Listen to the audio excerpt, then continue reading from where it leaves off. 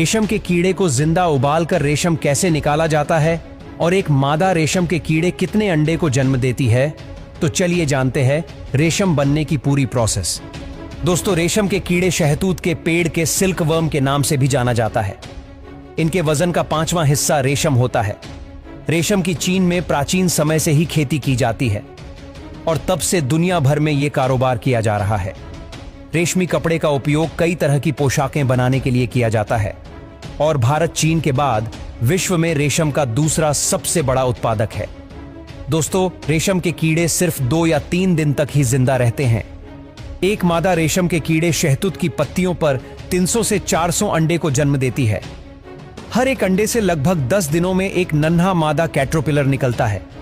यह रात दिन शहतूत की पत्तियां खाता है और सिर्फ 18 दिन में अपने आकार से 70 गुना बढ़ जाता है। शहतूत की पत्तियां पचने के बाद कीड़े के पेट में फाइब्रोइन में तब्दील हो जाता है। यह एक तरह का लिक्विड रेशम प्रोटीन होता है।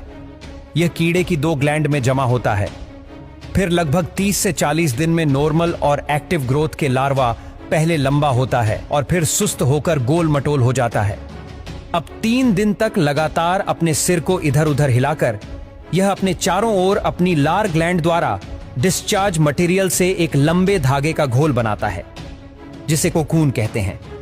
हवा में कांटेक्ट में आते ही यह धागा सूखकर रेशमी धागा बन जाता है, जो लगभग 1000 मीटर लंबा होता है। अब यह लार्वा एक प्यूपा में बदल जाता है और 12 से 15 दिनों में प्यूपा इमेगो बन जाता है, जो एक एल्कलाइन सेक्रेशन की मदद से कोकून को एक ओर से काटकर बाहर निकल जाता है। इससे कोकून का रेशमी धागा बहुत सारे टुकड़ों में टूटकर बर्बाद हो जाता है। इसलिए जब 25 दिन के अंदर यह कीड़े रेशम का गोला बना देते हैं, तो इन कीड़ों को गर्म पानी में डालकर मार दिया जाता है और गोले से रेशम काट लिया जाता है। एक गोली में रेशम का एक लंबा धागा होता है, जिसकी लंबाई 500 से 1300 मीटर तक होती है। यह धागा कोकून के चारों ओर अंडे के आकार के सामान लिपटा होता है। आखिर में इसका रेशम हासिल करने के लिए कुएं को खौलते पानी में डालकर पूरे कीड़े को अंदर ही अंदर मार देते हैं और धागे को अलग कर लेते हैं।